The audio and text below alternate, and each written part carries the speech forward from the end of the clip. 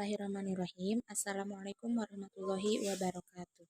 Perkenalkan, nama saya Wil Syarifah dari Prodi Sejarah Peradaban Islam Setiabdi Riyadul Ulum Dakwah.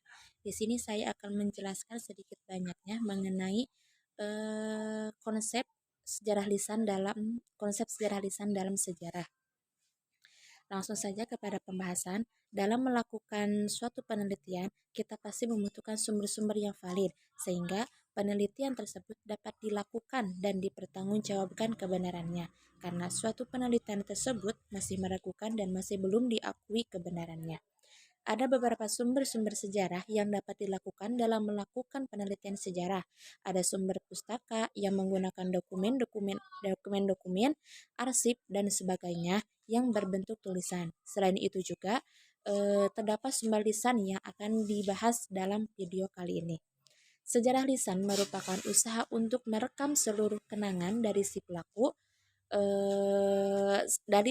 sejarah agar semua aktivitas yang dilakukan, yang dilihatnya, dan dirasakannya dapat terungkap melalui proses wawancara dengan segala nuansa yang muncul dari aspek peristiwa sejarah tersebut. Selanjutnya, sumber lisan sebagai salah satu sumber sejarah dalam prakteknya seringkali terpinggirkan, terutama manakala sumber tertulis yang tersedia cukup memadai ketika rekonstruksi sejarah akan dilakukan. Sumber lisan, khususnya dalam bentuk sejarah lisan, biasanya baru dilirik oleh rekonstruktor sejarah manakala sumber tertulis dianggap kurang memadai atau tidak ada sama sekali sumber yang tertera dalam bentuk tulisan.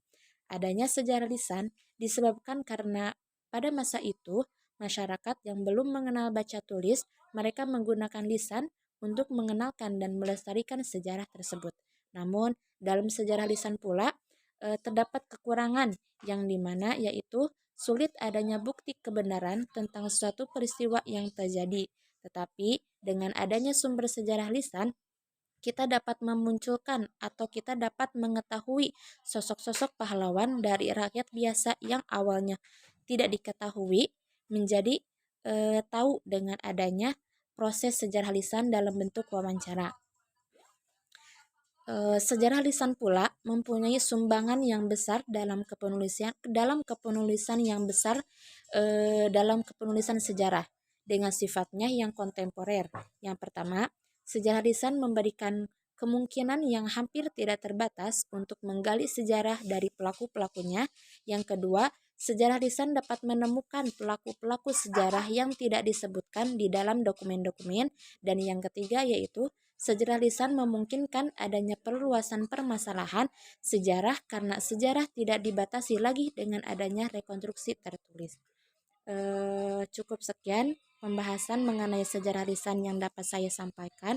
Kurang lebihnya mohon maafkan. Wassalamualaikum warahmatullahi wabarakatuh.